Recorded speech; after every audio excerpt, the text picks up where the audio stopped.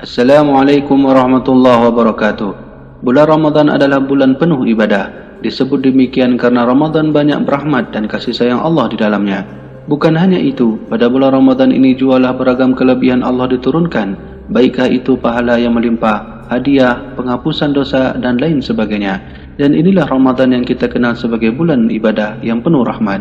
Namun tahukah anda, bulan Ramadan tidak hanya dikenal sebagai bulan ibadah saja. Faktanya dalam bulan ini juga terdapat sederetan peristiwa penting yang tercatat dalam sejarah Islam. Di antara peristiwa penting itu salah satunya adalah diturunkannya kitab suci Al-Quranul Karim. Kitab suci yang selalu kita baca ini ternyata Allah turunkan pertama kali pada bulan suci juga, yaitu pada bulan Ramadan.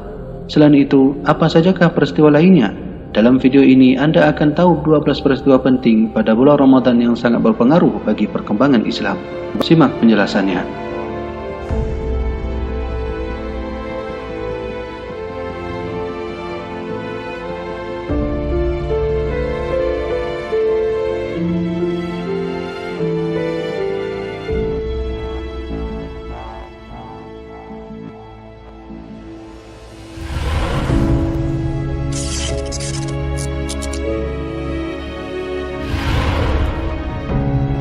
Pertama, pembebasan kota Mekah atau Fathu Makkah. Pada tahun 628 Masehi, suku Quraisy dan Muslim dari Madinah menandatangani perjanjian Hudaybiyah. Meskipun hubungan yang lebih baik di antara Makkah dan Madinah setelah penandatangani perjanjian Hudaybiyah, 10 tahun gencatan senjata dirusak oleh Quraisy. Pada saat itu, musyrikin Quraisy ikut membantu Bani Bakar.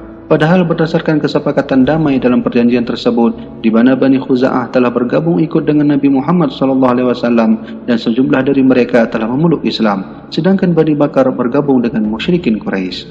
Karena sebab pelanggaran perjanjian inilah, umat Muslim bersama Rasulullah SAW berangkat menuju Mekah dari Madinah untuk menguasai kota Mekah tanpa menyatakan perang terhadap kafir Quraisy. Pembebasan kota Mekah merupakan peristiwa yang terjadi pada tahun 630 Masehi, tepatnya pada tanggal 10 Ramadan 8 Hijriah, di mana Rasulullah SAW beserta 10.000 muslimin bersama-sama dengan serentak menuju Mekah dan kemudian menguasai kota Mekah secara keseluruhan tanpa pertumpahan darah sedikit pun, sekaligus menghancurkan berhala yang ditempatkan di dalam dan sekitar Ka'bah.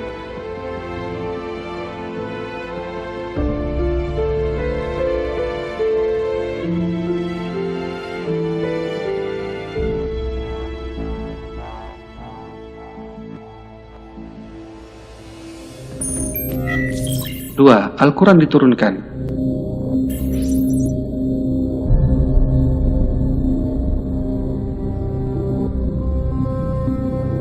Al-Quran merupakan kitab suci satu-satunya yang tidak tercampur tangan manusia atau makhluk lainnya. Kitab suci Al-Quran adalah mukjizat yang Allah turunkan kepada Rasulullah SAW. Di dalamnya Allah tanamkan berbagai macam pelajaran penting bagi umat manusia. Bahkan setiap kalimat maknanya mengandung beberapa mukjizat dan tersirat, baikkah mukjizat itu ditinjau dari sisi lafadznya ataupun pada sisi alunan maknanya. Faktanya, kitab suci ini diturunkan Allah pada bulan suci mulia, yaitu pada tanggal 17 Ramadan atau 6 Agustus 610 Masehi. Ayat Al-Quran pertama diterima Nabi Muhammad SAW adalah 5 ayat pertama surat Al-Alaq. Ketika beliau sedang berkhalwat di Gua Hira, sebuah gua yang terletak di pegunungan sekitar kota Makkah. Kala itu usia Nabi SAW adalah 40 tahun.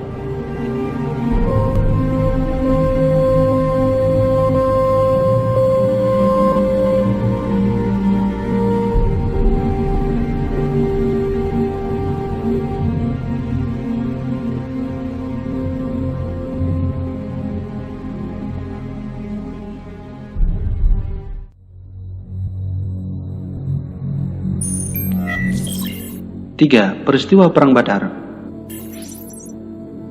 Pada hari Jumat 2 Ramadan tahun kedua Hijriah terjadi perang pertama dalam Islam yang dikenal dengan Ghazwatul Badar, yaitu peperangan Badar. Perang ini melibatkan tentara Islam sebanyak 313 anggota berhadapan dengan 1.000 tentara musyrikin Makkah yang lengkap bersenjata. Dalam perang ini, tentara Islam memenangkan pertempuran dengan 70 tentara musyrikin terbunuh, 70 lagi ditawan, sisanya melarikan diri. Tentunya peristiwa ini sangatlah aneh karena jumlah tentara Islam saat itu tidaklah banyak, hanya 313 orang, sedangkan pihak lawan adalah 1000 orang. Secara logika, pastilah peperangan ini akan dimenangi oleh pihak kafir Quraisy. Namun karena kekuatan puasa yang umat muslim lakukan pada saat itu, Allah berikan kemenangan yang besar bagi mereka. Ada hikmah kecil yang dapat kita ambil di sini. Peristiwa kemenangan Badar oleh umat muslim kala itu membuktikan bahawa sebenarnya puasa bukan penyebab umat terdahulu bersikap lemah dan malas, namun sebaliknya, bahawa Ramadan juga dapat menjadikan sebagai bulan untuk mencari kekuatan rahmat dan keridhaan Allah Subhanahu wa taala.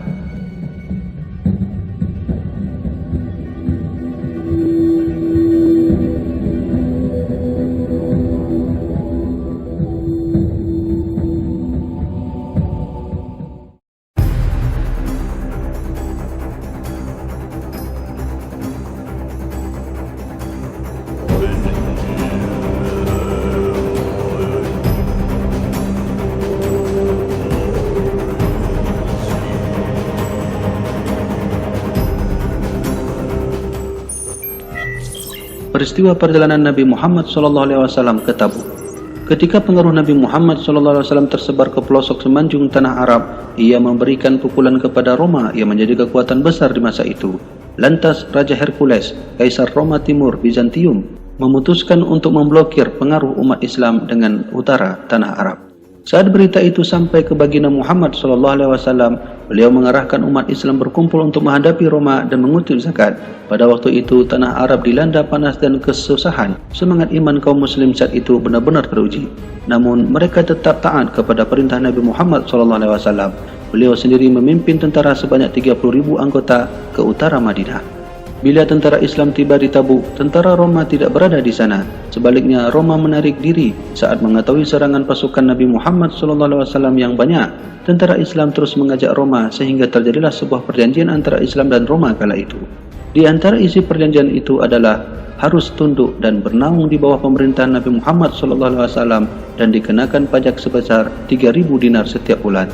Kala itu, pertarungan ini dimenangi oleh pihak kaum muslimin pada tahun 9 Hijriah. Perang inilah yang menjadi peperangan terakhir Rasulullah SAW.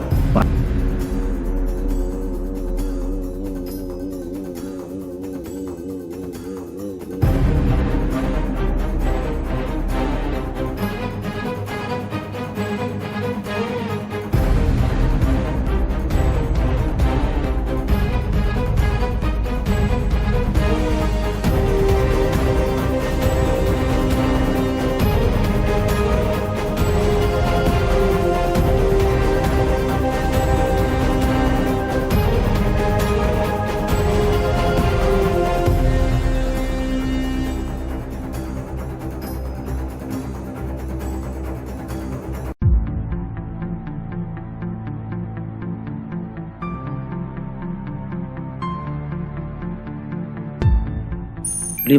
Islam sampai ke Yaman. Yaman terletak di selatan semenanjung tanah Arab.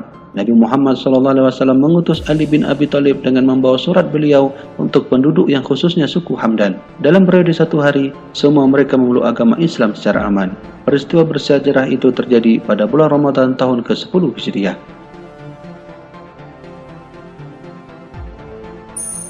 6. Khalid bin Walid meruntuhkan berhala Al-Uzza. Setelah umat Islam membebaskan kota Makkah, Nabi Muhammad SAW menyucikannya dengan memusnahkan 360 patung di sekeliling Ka'bah. 5 hari sebelum berakhirnya Ramadan tahun 9 Hijriah, ia mengirimkan Khalid Al-Walid untuk memusnahkan patung Al-Uzza di Nakhla. Menurut kepercayaan Arab jahiliyah, patung ini sering disebut oleh masyarakat Arab saat melafalkan sumpah. Khalid Al-Walid melaksanakan tugas itu dengan bergerak menuju ke Nakhla lalu menghancurkan patung Al-Uzza. Setelah itu, penyembahan patung pun berakhir.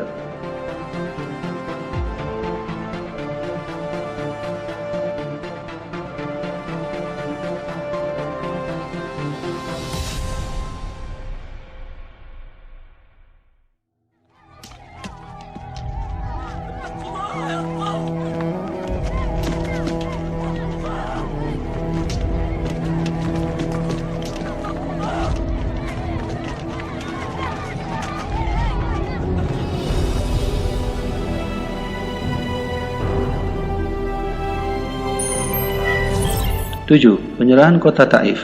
Kota Taif pernah mencatat sejarah ketika pendukungnya mengusir Nabi Muhammad SAW saat berdakwah di sana. Setelah beliau dan umat Islam berhasil membebaskan Makkah, kaum Bani Thaqif bersikeras tidak mau tunduk kepada Nabi Muhammad SAW. Saat itu beliau dan tentara Islam mengarah ke Taif lalu mengepungnya dalam waktu yang lama. Akhirnya rombongan mereka datang ke Makkah di bulan Ramadan tahun ke-9 Hijriah dengan menyerahkan kota Taif sebagai tanda menyerah. Patung Al-Lata yang dipuja sebelum ini dimusnahkan.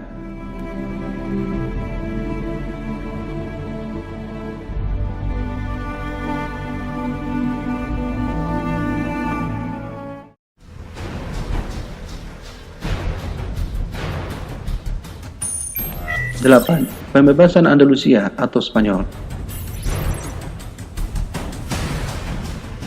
Pada 28 Ramadan tahun ke-92 Hijriah, Panglima Islam bernama Tariq bin Ziyad dikirimkan pemerintah Bani Umayyah untuk menawan Andalus.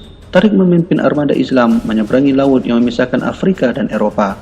Setelah pasukan Islam mendarat, Tariq membakar kapal-kapal tentara Islam agar mereka tidak berfikir untuk mundur. Akhirnya, Andalus ditawan dan menyelamatkan rakyatnya yang dizalimi.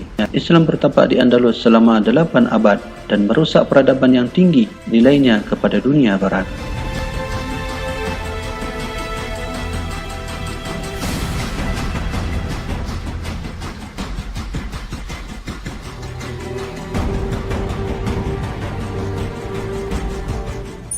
Sembilan, peperangan Zallaqah di Portugal. Peristiwa ini terjadi setelah subuh hari Jumat, bulan Ramadan tahun 459 Hijriah. Ketika itu terjadi kebangkitan dinasti Morabit di Afrika Utara. Gubernur Cordova Al-Mu'tamin meminta bantuan Sultan dinasti Morabit, Yusuf bin Tasyifil, untuk memerangi Alfonso V. Tentara Kristen yang dipimpin oleh Alfonso V yang berjumlah 80.000 tentara berhasil dikalahkan. Dalam waktu yang singkat, Sultan Yusuf berhasil menguasai seluruh Spanyol dan menyelamatkan umat Islam. Setelah itu, Spanyol dinasti Morabit berdiri sejak 1090 sampai 1147 Masehi.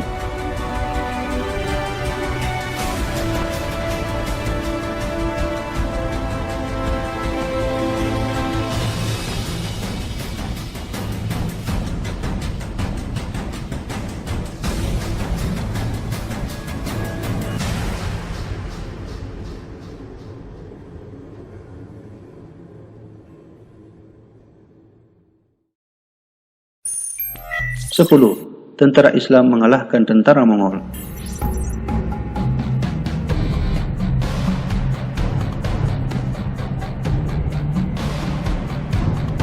Pada tahun 126 sampai 1405 Masehi, kaum Mongol melebarkan penaklukannya hampir semua benua Asia.